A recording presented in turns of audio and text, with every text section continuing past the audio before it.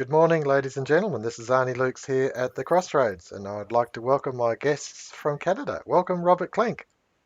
Hi, Arnie. Good All to right. see you again. How's the weather?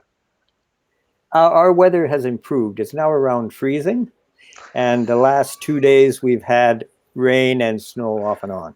Okay. Yesterday we had a very wet snow and flakes an inch and a half across. It was Wow. absolutely a delight. Beautiful, beautiful sight. But Okay. yeah, Isn't that wonderful? we had That's some lovely. really cold weather recently, but we seem to have come out of it now No for worries. the time being. No worries. Thank you, Robert. And Wally Klinck. Welcome, Wally. Hi there, Arnie. Our weather is unremarkable. It's, I would say, pretty close to the 0 point. It's going to be going above zero this week, and Hmm. we haven't had that much snow, and what we have had is substantially sublimated or gone. Okay, righto. Yeah, yeah. And so it's quite pleasant, actually, for this time of year. It's great. That's excellent. No complaints. Good, good, good, good. Well, our weather is mid-20s. The other day we had Oh, an nice. inch of rain where we live, which was lovely for summer. And Hmm. we're heading up to, I think, a top of around 40 by the end of this week, just gradually up and then back down again. So it's a progressive climb. Rather than earlier in the summer, we actually had changes of 20, 25 degrees from one day to the next, with no, in my view, difficult to understand circumstances. The what is actually going on, where the wind direction appears the same, everything appears the same. We're not bringing the wind across from the desert, and a 25% increase in the weather, and that's a big question mark because for my mind, I couldn't understand the physical reasons why it was going on. Right. No doubt the physicists at the bureau could explain it, but I couldn't understand it. Okay. Our topic for today, which is a continuation, dialectics and deception, very important because, in my understanding, dialectics, if you can't think in in dialectical terms, I understand that. It's not easy to recognize that there is purpose in the discussion or there is purpose in the debate. But if you ever ask yourself, how do policy outcomes affect the individual? And they all seem to be to the negative. And you think this does not make sense until you start thinking in dialectical terms and recognize that there is purpose or design in what's actually going on. Your thoughts, Robert Klinck? Well, dialectics depends on conflict because it's the theory that you advance, and this is an idea that was developed in the material sense by Marx and Engels in the mid 19th century. But progress comes through the resolution of conflict. So you have a proposition or a phenomenon, and then its opposite arises or is taken into consideration, and you combine the two, and you come up with what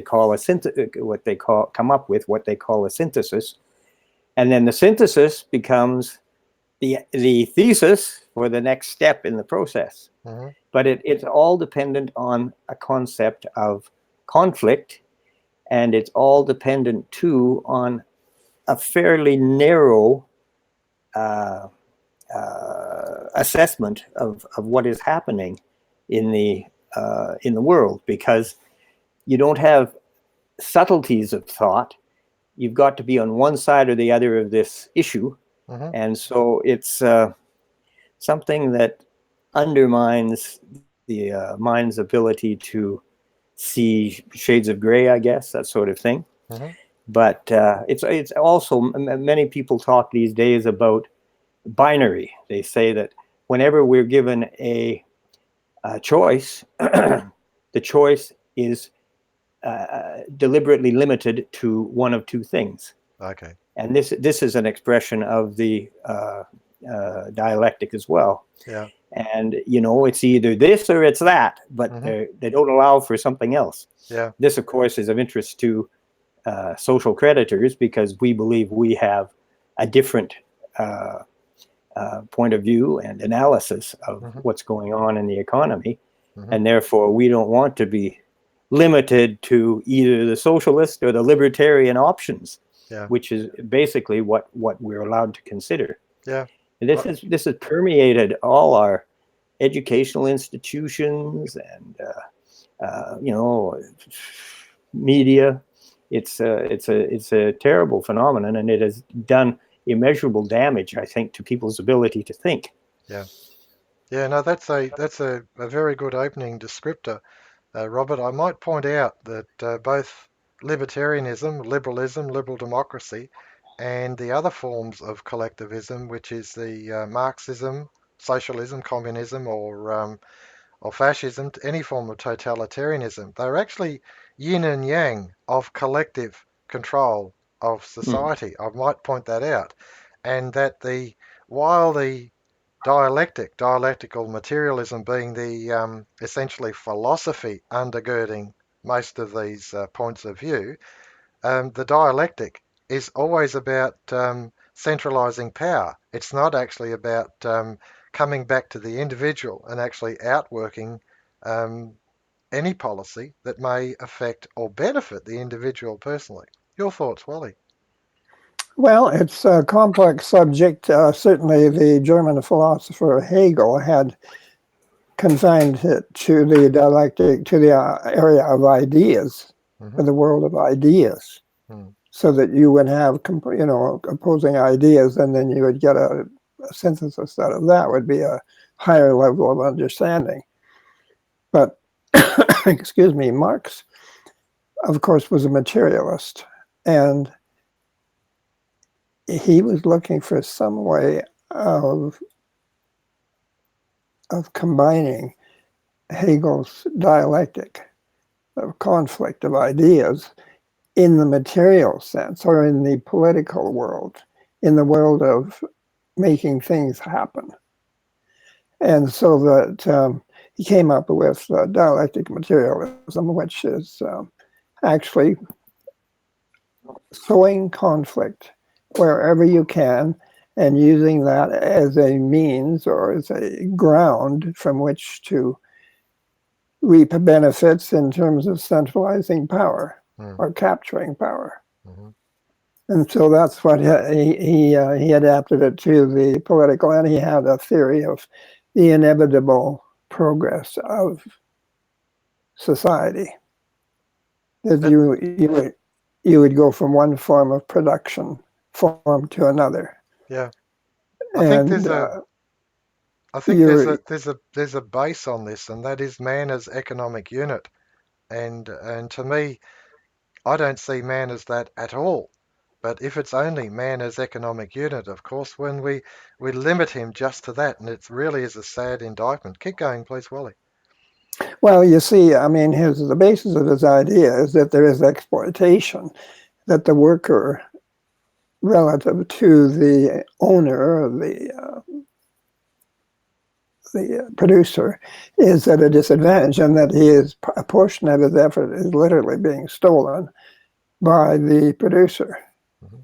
Now that was his conclusion, and his object was, of course, to eventually see, when you're dealing with dialectics, it's a very slippery business because they use opposites. Mm-hmm. And we try to rationalize things, make sense out of things. Mm-hmm. They use conflict in order to achieve certain ends. Mm-hmm. And so that when they say something, they can mean something that is totally meaningless to you. You can be at a total disadvantage because you just don't think that way. Yeah.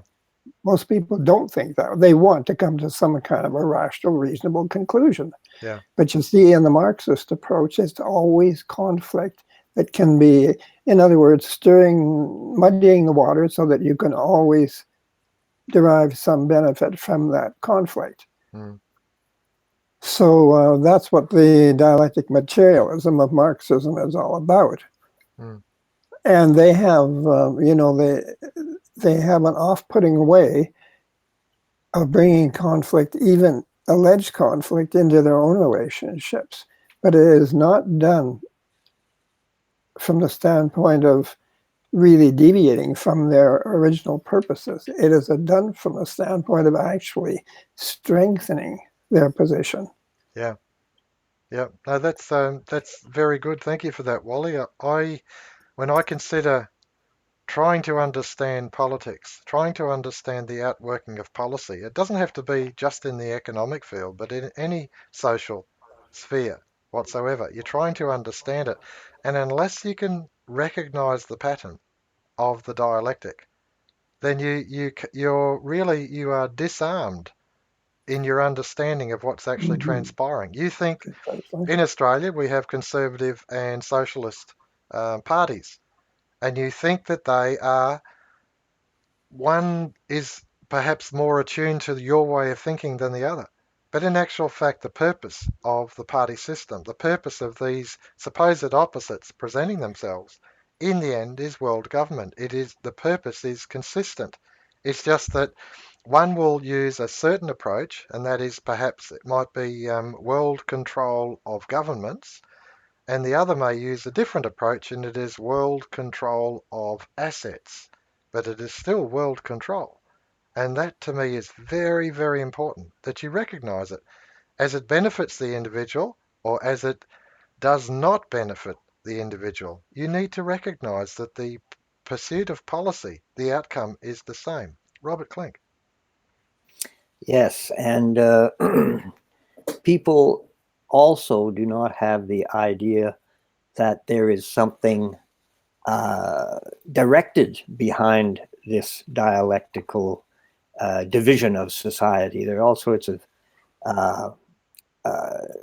conflicts that have been set up and really artificially created. And if you look at the people who are the theoretical geniuses or the theoretical innovators behind these things, you often find that they are ideological Marxists. Examples of these conflicts, one would be feminism, which has set women against men in society. That's right. Another is racism, which gets all sorts of different skin colors angry at each other. And you have the libertarian socialist divide. Sexuality. Yes, now it's definitely we have that. Yeah. You have Aboriginals being agitated to claim what they claim they've been deprived of from people who settled in their lands. So that's an ongoing conflict too. And if you look at the people who are being getting the backs of the Aboriginals up, it's usually Marxist agitators again. You have ageism. They try to create divisions based on age. That's the old idea of the generation gap. Well, that's right. Yeah. There was something perhaps to that, but I think every generation that comes up is given a new culture, a new music, and it separates them from the previous generation. So there's a problem of communication there. But this has got so serious now that there is agitation among young people to take away pension benefits, because nowadays it's very hard for people entering the workforce or the work market to qualify for pensions. There are fewer pension benefits in jobs. So young people are told, look at these older people, they're living the life of Riley, living a wonderful situation that you will never appreciate. So maybe you should contemplate taking those advantages that the older people have away, because it's just not fair. Yeah. So this is another artificial divide they've created. It's wherever they can split society and create a conflict of interests, whether it's real or not, then they work on this, and they work toward the disintegration of society. Yeah. It's a deception, as the title of our discussion says, and it's not accidental. No, that's right. It's something that is promoted. Somebody comes up with one of these ideas, and all of a sudden it's through all the media and somebody's being lionized as a great innovative thinker. And what they're doing is they are splitting society. Yeah. So in effect, it becomes dysfunctional because people are in conflict with each other. Yeah. Surely the ideal would be to have people working harmoniously with each other. But this is not the idea of the dialecticians. That's They right. want conflict. They Yeah. and they promote it That's in right. every conceivable way. Yeah. And I might add that the most recent conflict, if you like, is the environment, is the climate, is the Exactly. global warming. What Mhm. if you can feel it or not feel it? That's one of the reasons why I always bring up the weather, because of the variability of weather across the globe. We are essentially from where Adelaide is to where you two blokes are is the opposite side of the world. You're in the northern hemisphere up, and we're in the southern hemisphere down around the other side of the globe. And what the variability is, man's adaptation. And that's what you should be talking about. What we should be talking about is adaptation, is actually resolving the difficulties so that we come to a conclusion that suits us. We can't insist because that's totalitarian that you accept our conclusion. You have to work through to your own conclusion. Wally Klinck. Well, yes, Arnie, what is happening is that it's working to degrade humans. And of course, the materialist doesn't believe in anything of a spiritual nature.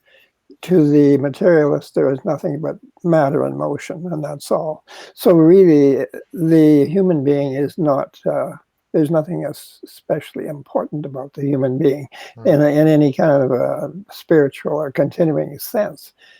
It's the human being is expendable, and but it's always conflict that is allowing some people to move into the scene and to acquire or to exercise more power over people. Mm-hmm. That's the objective. Mm-hmm. If you remember, if you're going to take a theological approach to it, Jesus was offered control over the nations of the earth, and he absolutely and flatly rejected that. That's right. So you see, and underlying this is a lie. It's the lie of scarcity. Because, we all have a responsibility and an inclination to survive. And if you can convince everyone that that the means of survival is scarce, then of course you can really cause a great deal of dissension and violence and conflict. And that, of course, is another aspect of this this so-called climate change. There is an element of blame in this whole thing, whereas we, of our previous way of doing things, has been blamed as causing this alleged tremendous threat against humanity.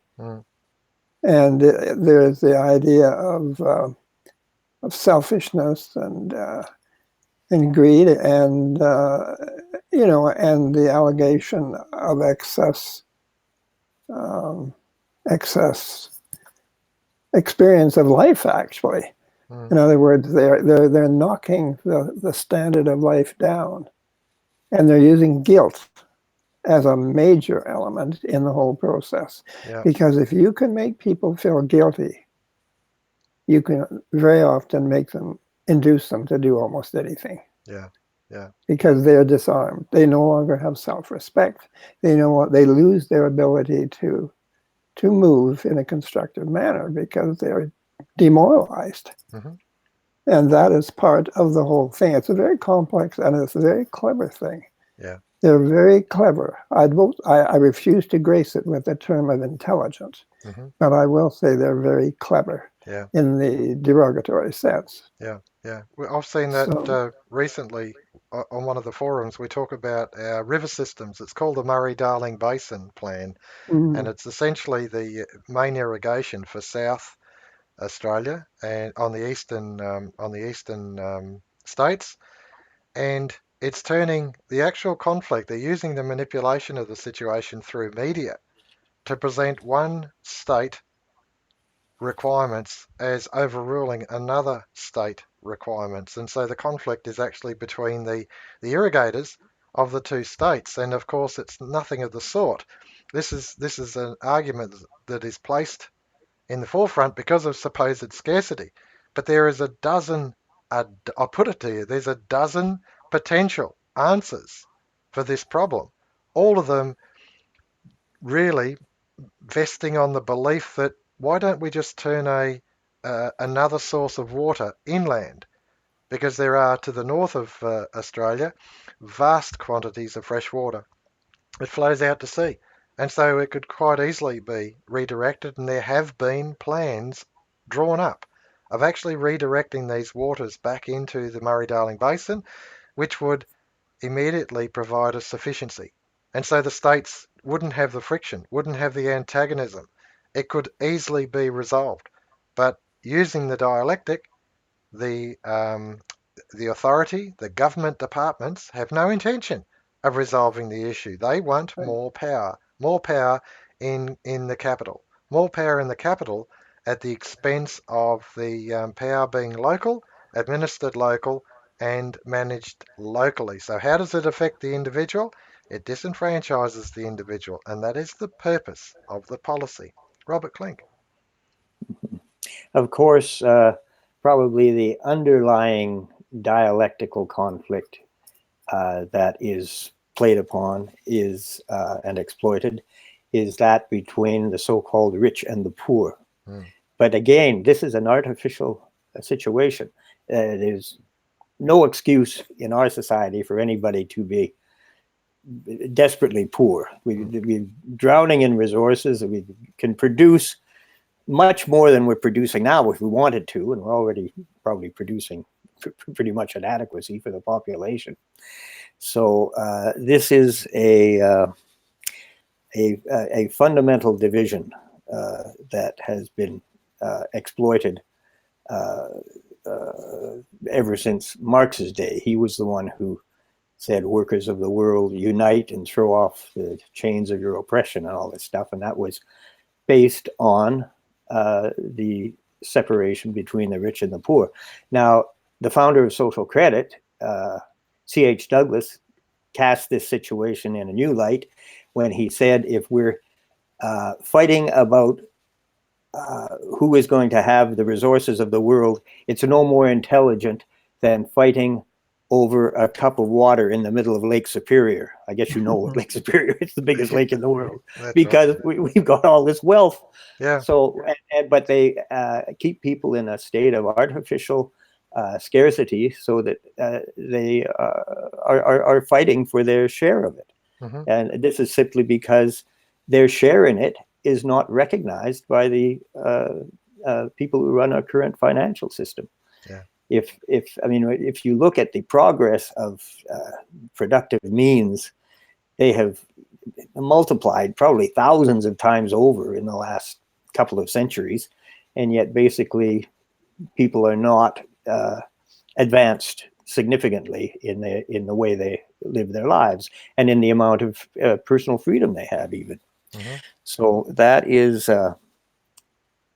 one thing. There was a professor, a social credit professor, Jeffrey Dobbs.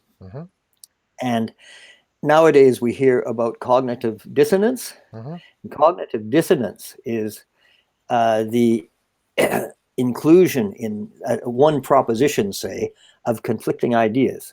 And the mind is exposed to this, and sort of unconsciously, it can't resolve the conflict, and therefore it is essentially paralyzed and rendered incapable of functioning. And Jeffrey Dobbs came up with a description of an aspect of this. He called it the technique of the essential adjective. And it was very interesting, and it's something that you will find Marxists using. And what it consists of combining two words, but the combination implies a logical impossibility. An example of it would be, for example, participatory democracy. Well, democracy means rule by the people.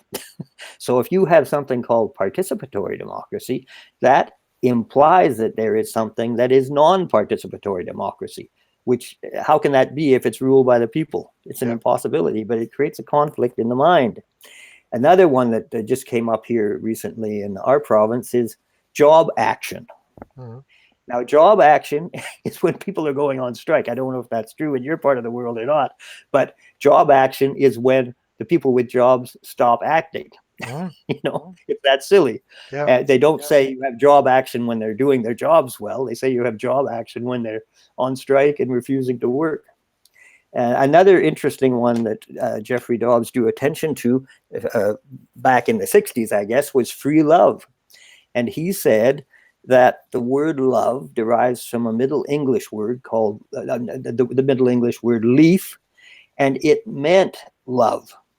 So in effect, they're saying that that free love would mean a category of love that is not free, but love in its essence is free, and this was recognized in, I guess, Middle English in this term leaf. They would say, "I leaf would do something. My loving disposition leads me to do something." Mm-hmm. So he was drawing attention to the fact that it's an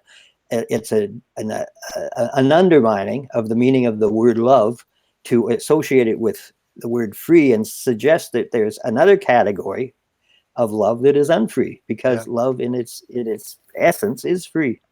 So very interesting observations he made, and that's you keep your eye out for these terms because they are used quite consciously, quite intentionally by people who want to render us incapable of clear thought. Very, very important. I'm going to cut across to our website here, our library, and under religation, which is right here, there's Jeffrey Dobbs and religation, and it's in the discipline of that particular document that Jeffrey Dobbs actually deals with the essential adjective. There may be other references to it, but the search engine that I just punched it into just showed me that is where Jeffrey is writing about it under religation. You can print that PDF out locally and read it at your leisure. We're at the nearly 28-minute mark, Wally. I'm just going to give you a heads up, and Wally Klinck. Well, yes, I think we have to understand basically that we live in a world that is artificially in conflict. If you look at the natural world, things in nature do not have political parties. They don't debate policies.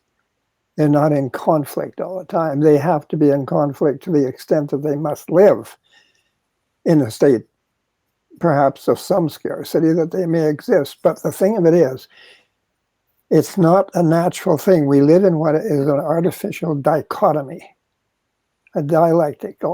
It's a dichotomy, an opposing of opposites, which is really an abnormal state for us to be in. What we seek is a functional world. Mm-hmm. A functional world. Now that's the social credit approach. And so that we should be able to cooperate in a state of democracy, but not democracy in the sense of mob action or political parties. I mean, the thing of it is, in our lives, we should be able to have maximum freedom of action, freedom of association, freedom to enter into association or to exit from association, depending upon the quality of the results that we get from that association. Whereas today, so many questions are made on the basis of mass decisions, where it's virtually impossible to come to an overall agreement. Mm-hmm. That we spend a lot of our time, much of our time, just literally expending energy without really getting anywhere. That's right. So I would say that we have, and as far as love is concerned, for a Christian at least, it is the essence of the universe. Mm-hmm. That's what it is. Yeah. It's not conflict.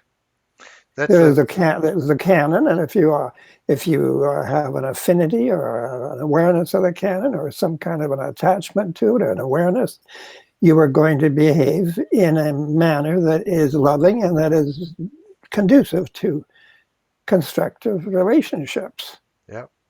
So it's a totally different approach. And the financial system at the apex of all of this is really behind this conflict, because the financial system gives us a minimized or a minimal reflection of reality. It minimizes the picture of reality to make us think that we're living in a state of actual physical inadequacy or a lack in scarcity. And so that this causes the whole basis of conflict to emerge to the forefront, and it begins to dominate our lives, as you'll see in the United States now. They spent a couple of years fighting and not doing much of anything, I don't think, to really improve this. It's certainly not their image anyway. I mean, it's just bizarre. It's uncivilized. It's completely. It's really a disgrace. Yeah.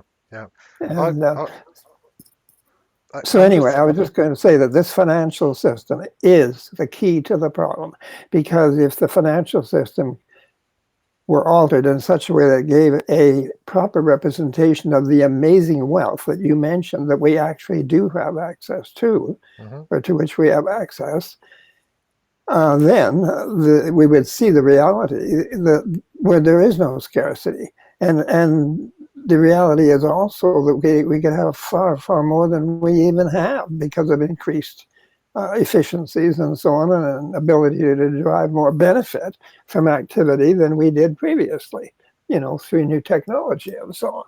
Yeah. And so that is, and the financial system therefore is the source of most conflict, because it is misrepresenting reality and putting us all in an artificial conflict with amongst each other. That's right. And the thing is that the mainstream media, all the media outlets presenting this dialectic to us as the only news in town, are asking us to choose between one of two things.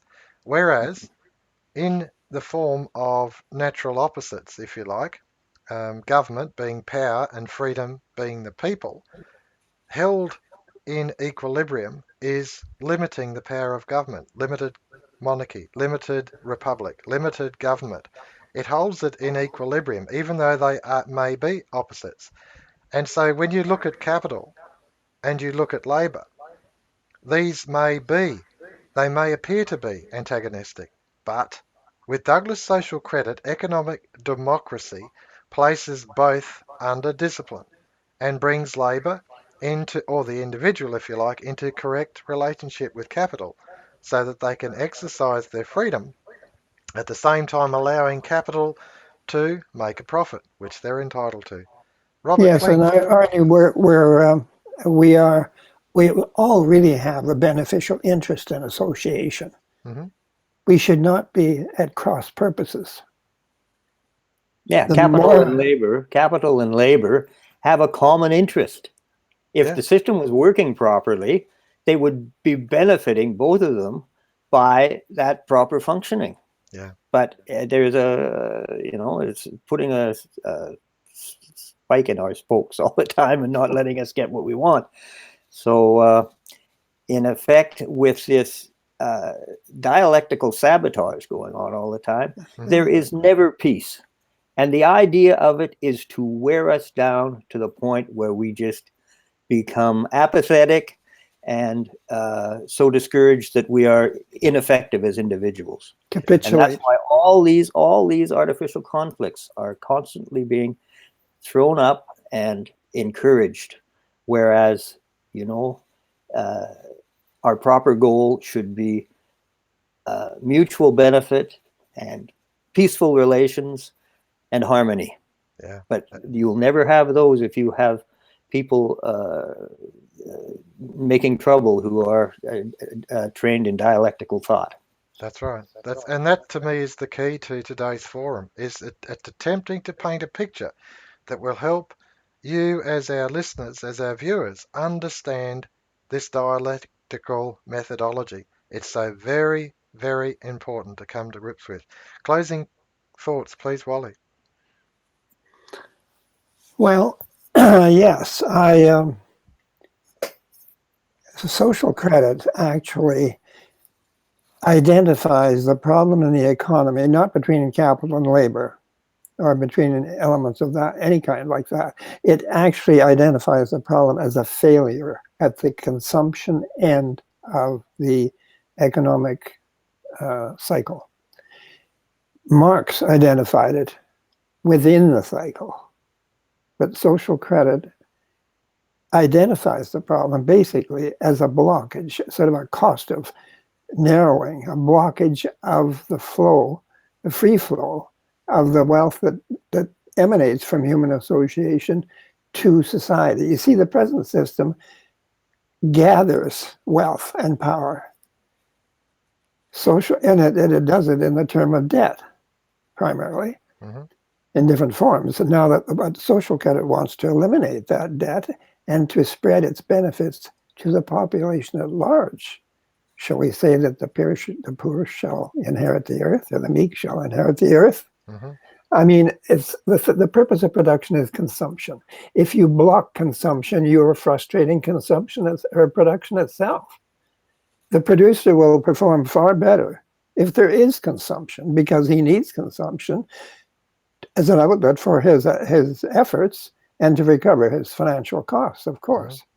So that if you correct the deficiency of purchasing power, you're going to benefit production in the sense that production will more readily respond to the freely expressed desires of the consuming public as individuals, as they spend their money in a sense of voting with it for the results that they want, and that they will use to reward the producer for giving those results. If the producer does not give a desired result, then the consumer will withdraw that support, then the producer will be disciplined automatically in order to alter his product or his service to make it satisfactory if he wishes to remain in business.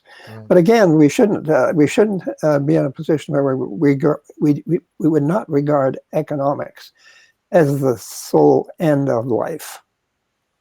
We want to release mankind. We don't want full employment. We want to release mankind so that men and women are free to be human beings in their own right and to explore the universe of ideas and the physical universe and the social universe freely to their mutual advantage. Yeah, beautifully put, Wally. Beautifully, beautifully put. The purpose of the policy is to free the individual. Closing thoughts, Robert Klinck. Well, Wally was talking about the problem at the consumption end in the economy. That is basically in the distribution function of the economy. And we are always provided with a solution to this at the productive end of the economy. That's right. The problem is in distribution, but in order to deal with that problem, we are told we have to increase production. Well, that is putting us in, I guess, a dialectical conflict again. And it's totally illogical. Why not tackle the problem where it is? They take it one remove away and they give us this impossible task of solving our distributive problems through more production. It's a very clever way of keeping control over us, I guess. Exactly. But it's just illogical. I have really enjoyed today, gentlemen. 39-minute mark. We've done really well, but the thing is, we've explored a deep thought, dialectics and deception, and no doubt there'll be an opportunity in the weeks ahead to continue this thinking and this investigation of what is actually happening with us and with our thinking. Thank you so much, Robert and Wally Klinck, Canada. Thank you, Annie. No worries. Cheers then.